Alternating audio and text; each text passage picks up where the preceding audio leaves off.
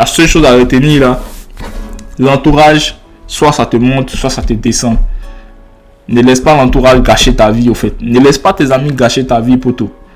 Ne laisse pas tes amis gâcher ta vie. Si t'es pas un gars qui fume la bédo, si t'es pas un gars qui boit l'alcool, si t'es pas un gars qui, je sais pas, si t'es pas un gars qui se joue les brigands, bro, t'as pas à te jouer les brigands là. Reste sur tes valeurs. Tout ce que tu fais là, fais-le en bonne conscience, en âme et conscience. Et puis, tu assumes tout jusqu'au bout. C'est l'essentiel, bro. Aujourd'hui, MHD va assumer 12 ans de prison.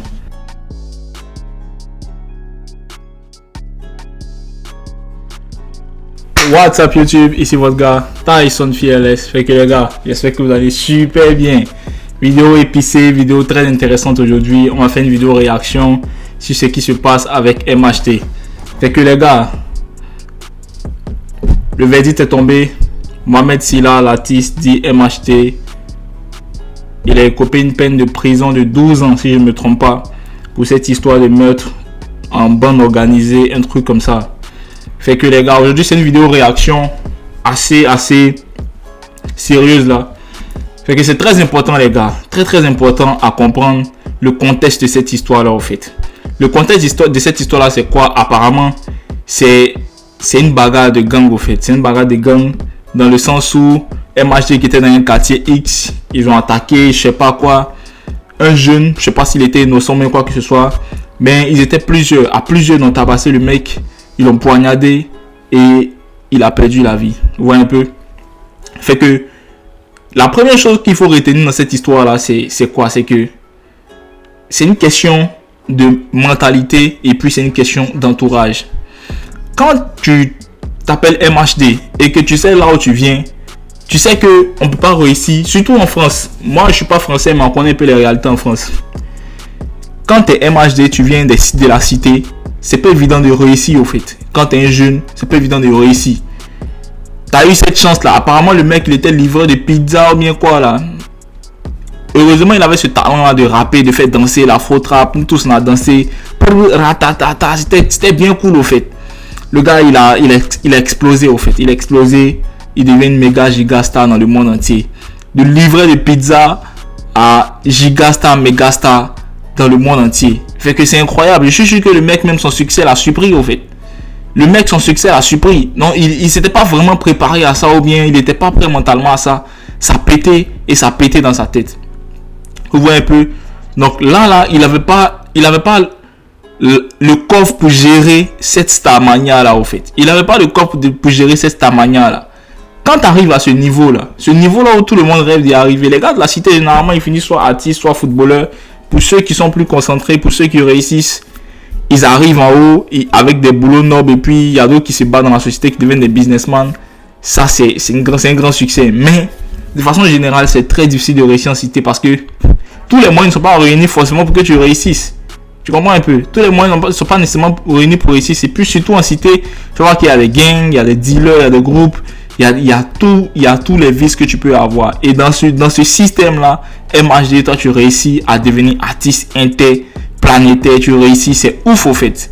C'est une fierté pour ton quartier. Du coup, dès ce moment-là, tu deviens un modèle pour tous les jeunes, au fait, de ton quartier. Mais aussi pour tous les jeunes dans le monde entier pour dire qu'on peut partir de rien et plus réussir, au fait. En ce moment-là, tu dois prendre conscience que tu n'es plus Mohamed Sylla du quartier de la cité du 93, au fait.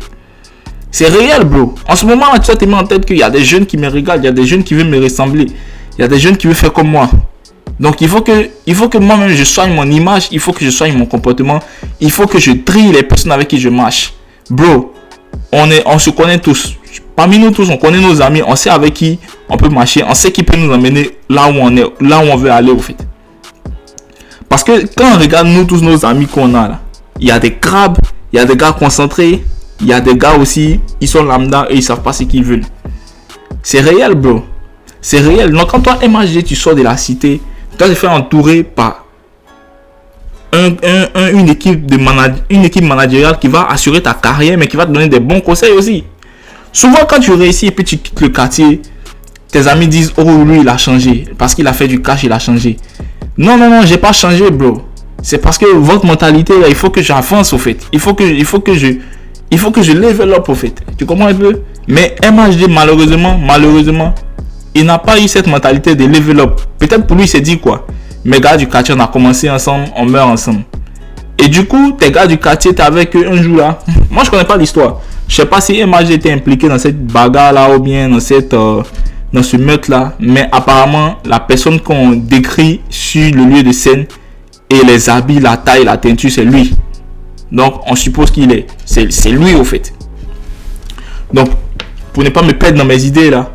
Donc, toi, tu te dis, ok, je vais être avec mes gars du quartier. Ils ont toujours été là. On sera ensemble pour toute la vie. Bon, tu traînes avec eux. Vous partez faire ce genre de bail là. Ça veut dire que vous avez eu l'habitude de faire ça. C'est pas maintenant que vous faites ça, au fait. C'est pas maintenant que vous faites ça. Peut-être que si tu n'étais pas une star, on n'allait pas te reconnaître, tu vois. Malheureusement, tu es une star, tu as été reconnu là. C'est-à-dire quoi? Quand tu es une star, quand tu es quelqu'un de populaire, quand tu es quelqu'un de médiatique, tout est pas, tu dois faire attention. À chaque mouvement que tu fais, tu dois faire attention parce qu'il y a les people, il y a les paparazzi. Moi, je me rappelle d'une anecdote, je ne sais pas si c'était, même pas une anecdote même. C'était comme Giroud ou bien qui, Thierry Henry là. Il a eu des rapports avec une femme hors mariage, ce genre de choses là. Et puis genre, il allait faire des bails. Bon, les paparazzi l'ont surpris, là. Ils ont pris des photos. Giroud, il est en train de manger dans un restaurant ou bien quoi que ce soit. Le gars, c'est une star, bro. C'est-à-dire, on regarde ta vie, frérot. Il y a des journalistes qui regardent ta vie. Donc, quand toi, t'es MHD, il faut savoir que tout ce que tu as fait comme mouvement, là, les gens vont suivre ça, au fait. Il y aura des journalistes, il y aura des gens lambda qui vont te reconnaître. Tu dois faire très attention à tous tes pas. Mais toi, tu t'en bats les couilles. Tu traînes avec tes gars de la cité. Tu sais très bien que vous avez l'habitude de faire ces faux bails, là. Mais aujourd'hui, toi, t'es MHD. Tu peux pas faire ça, au fait. Tu peux pas faire ça. Et si je prends même le cas où il dit non, il n'était pas parmi ces gars-là, il était au bowling et au cinéma. Tu prêtes pas ta voiture à ces gens des gars-là. Il dit que, quand je regarde, au fait, l'histoire même ambiguë. L'histoire ambiguë, il dit qu'il était au bowling, il est rentré à la maison, il a prêté sa voiture à quelqu'un, et c'est là qu'il s'est retrouvé sur le lieu du crime, et ça a été brûlé. Bon, la personne à qui tu as prêté la voiture, là, pourquoi tu donnes pas son nom? Où est cette personne-là? C'est réel, bro. Il y a des questions à se poser. Il y a des questions à se poser. C'est-à-dire que, quand on fait le bilan, c'est toi, au fait. C'est toi. C'est toi. Et puis, toute cette question-là, ça revient à quoi? À l'entourage, bro. À l'entourage. Tout ce que tu fais, là. Ton entourage. Soit ça te monte, soit ça te descend. J'ai posté ça dans ma story sur Instagram, les gars ont vu. Ton entourage, soit ça te monte, soit ça te descend. Et puis ça, je vais parler à tous les jeunes, là. La majorité des jeunes, là. Les vices avec lesquels on grandit depuis notre adolescence jusqu'à quand on est grand, là. C'est généralement à cause des personnes qu'on a côtoyées depuis qu'on est jeune. Je prends un gars très simple. Il n'y a pas beaucoup de fumeurs qui deviennent fumeurs juste parce qu'ils sont dépressifs, juste parce qu'ils sont contents au fait. Personne ne s'élève pour dire je vais essayer la cigarette et puis je deviens fumeur. Tout le monde sait que ça tue, tout le monde sait que c'est nocif pour la santé. Mais comment est-ce que tu commences à fumer? C'est non, tu étais jeune, tu commences à cloper 2-3 de tes amis, ça reste sur toi. Bon, je traîne en club avec des gars, je commence à cloper 1-2-3 clubs, ça reste sur moi. Tu vois un peu? C'est comme ça que ça commence. C'est l'entourage, frérot. C'est l'entourage. Donc c'est pour ça que tu dois vraiment définir ton entourage en fonction de là où tu veux aller. Tu vois un peu? Et ça, c'est quelque chose aussi que peut-être d'autres n'ont pas. Mais moi, par exemple, j'ai toujours traîné avec des bandits, des gars qui fumaient la drogue, des gars qui partaient pas à l'école. J'ai toujours traîné eux. Mais ça n'a jamais influencé moi mes idées, ça n'a jamais influencé mes objectifs. Ça ne m'a pas empêché de... C'est pas parce qu'eux ils partent fumer, c'est pas parce qu'eux ils partent jouer des jeux vidéo, ils s'éloignent de l'école que moi je vais les suivre. Moi je suivais mon parcours normal. Mais le week-end, je traînais avec eux au quartier, on chillait, on faisait des choses ensemble. J'ai eu souvent à fumer peut-être la cigarette, oui, ça je reconnais. Mais j'ai jamais accepté de fumer la drogue au fait. Personne m'a influencé alors que tout mon entourage fumait la drogue. Mais j'ai jamais accepté de fumer la drogue. Tu vois un peu? Après, je ne tire pas une balle réelle sur les gars qui fument la drogue, mais moi je trouve que c'est quelque chose, écoute, c'est pas naturel. C'est ton entourage qui a fait que tu as commencé à fumer ça. Tu vois un peu, c'est ton entourage qui fait que tu commences à fumer le bédo. Donc du coup là, bro, moi je vais être direct avec vous là. Si jamais un de mes gars il attrape un cancer du poumon là-bas et puis genre il a commencé à fumer depuis les jeunes, on le voyait, genre, et on nous dit non d'économiser de l'argent pour son opération, bro, moi je vais les envoyer aller se faire foutre au fait pour l'économie, pour son opération. Parce que moi je ne l'ai pas envoyé de fumer au fait, ou même je ne l'ai pas envoyé de faire quoi que ce soit. C'est réel, parce que c'est ses actions. Si tu sais que tu es faible de caractère, ne te promène pas avec des gens qui sont bandits au fait. Parce qu'en réalité là, dans ton environnement, là, si tu remarques bien là, c'est les plus fragiles qui subissent les conséquences. Hein. Les chefs ou bien les caïras là, eux là, ils peuvent s'en sortir dans ce genre de choses là. Parce que c'est leur nature. Tu vois un peu, c'est leur nature, ils peuvent facilement arrêter la drogue, plus facilement arrêter l'alcool, plus facilement arrêter parce que il peut au fait. Mais toi qui as un faible caractère, généralement c'est toi qui vas subir ces conséquences là. Et moi je disais ça, moi j'ai toujours dit ça à mon petit frère au fait. Je lui ai dit, petit, si t'as pas un fort caractère, ne te promène pas les bandits. Parce que à la fin de la journée, c'est toi qui vas payer les pots cassés. Et ils vont pouvoir toujours s'en sortir dans des bêtises. Mais toi tu vas rester à l'intérieur au fait. Et puis c'est le conseil que je donne à tout, n'importe quel jeune adolescent qui est en train de grandir, jeune, ou bien un petit frère. Si je dois dire ça à un petit frère, si tu sais que tu as pas un fort caractère, ne te promène pas les gars qui se jouent les bandits juste parce que tu veux avoir l'aide d'être bandit. Tu comprends un peu? C'est réel au fait. C'est réel. Donc les gars, tout c'est une question d'entourage. Toute cette histoire, c'est une question d'entourage. Le gars, il est sorti de la cité, mais la cité n'est pas sortie de sa tête au fait. Il a continué à faire des faux bails. Et si aujourd'hui il paye les pots cassés, là, peut-être c'est la justice, peut-être c'est le karma. On ne sait même pas ce qu'ils ont fait dans le passé. Aujourd'hui, c'est parce que c'est MHD qu'on connaît cette histoire-là. Oui, c'est une star. Mais on ne sait même pas ce groupe-là. Qu'est-ce qu'ils ont eu l'habitude de faire? Peut-être ils sont impliqués dans plein de trucs chelous, bro. Plusieurs meurtres dans le passé, mais aujourd'hui, sa malchance, c'est une star. Et il a décidé de ne pas sortir de la cité. Et voilà le pétrin dans lequel il est en ce moment. 12 ans de prison. Le mec, il nous a fait danser, il nous a fait rigoler. Et voilà, aujourd'hui, sa carrière est finie juste parce que il a décidé de rester avec les gars du quartier tranquille. Donc les gars, c'est réel, hein. Moi, mes gars du quartier avec qui j'ai grandi, je vais pas vous mentir là. Peut-être il y a un seul avec qui je suis en contact en ce moment. Parce que quand je rentre chez moi au pays, je vois que les mentalités n'est pas forcément la même mentalité que moi. Je suis pas venu m'asseoir avec toi là pour parler de femmes là. Je suis pas venu m'asseoir avec toi là autour d'une taf tranquille, parler de tout et de rien. Je parle pas de tout et de rien. Si tu m'apportes pas grande chose, frérot, c'est compliqué quoi. C'est pas que je suis quelqu'un qui est attiré par ce que tu me rapportes, mais il n'y a pas que le bénéfice. Bro, pour moi, il n'y a que le bénéfice. C'est pas forcément financier, mais c'est aussi intellectuel, c'est aussi comme spirituel. Si ton énergie n'est pas la bonne énergie, je vais pas traîner à côté de toi.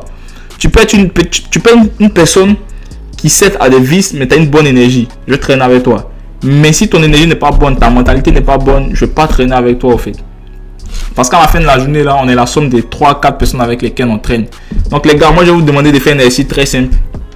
Regardez dans votre cercle d'amis. Prenez le nom de chacun. Et puis écrivez son rôle dans votre vie au fait. Est-ce que c'est un gars qui vous fait rigoler? Est-ce que c'est un gars qui vous fait amuser? Est-ce que c'est un gars qui vous met dans des délits? Est-ce que c'est un gars qui vous met dans des vices? Est-ce que c'est un gars qui vous apporte des opportunités? Les gars, faites ce tri là. Une fois que vous faites ce tri là, rédigez vos objectifs. Et puis regardez. Quel est l'impact de ces gens-là sur votre objectif? Si jamais il n'a pas un impact positif, enlève-le. Et puis quand je dis objectif, c'est pas forcément cash. Est-ce que émotionnellement, c'est une bonne personne pour toi? Est-ce que spirituellement, c'est une bonne personne pour toi? Est-ce que énergétiquement, c'est une bonne personne pour toi? Si c'est pas une bonne personne, après la définition que tu as mis à côté de lui, après la description que tu as mis à côté de lui, enlève-le, c'est pas ton ami, bro. Parce qu'il faut pas confondre les gens avec qui on a grandi, connaissance d'enfance et puis amis. Parce que moi je ne vais pas te mentir là. J'ai grandi oui avec mes frères, mais l'homme que je suis en train de devenir aujourd'hui là, c'est les amis avec qui j'ai traîné durant tout mon parcours jusqu'à ce que j'arrive à là où je suis aujourd'hui. Je suis pas quelqu'un, mais je suis sur le chemin d'être quelqu'un, tu vois. C'est réel, c'est comme ça que moi je vois les choses. Donc en réalité là, c'est ça. C'est comme ça que je fais le tri, tu sais pas tes amis et puis tu avances. Voilà, moi j'ai pas beaucoup d'amis, peut-être j'ai 4-5 amis réels avec qui je parle chaque jour, on s'appelle. J'ai peut-être 10-20 amis autour de ces 4 amis là qui on discute, oui, ils ont les vices au calme, mais voilà quoi, on traîne pas forcément ensemble, on fait pas les chill ensemble, tu vois. C'est réel, bro, c'est réel. Après j'ai mes gars sûrs, j'ai mes frérots, les gars qui m'ont montré qu'ils étaient là lorsqu'il y avait les épreuves, et puis voilà, c'est la famille. Mais écoute, c'est pas parce que t'es la famille que moi je vais aller dans des bails sombres avec toi, ou bien des bails qui ne sont pas de mes valeurs au fait. Les gars, c'est réel. Donc en vrai là, c'était ça le titre de la vidéo quoi. La seule chose à retenir là, l'entourage, soit ça te monte, soit ça te descend. Ne laisse pas l'entourage gâcher ta vie au fait. Ne laisse pas tes amis gâcher ta vie, poto.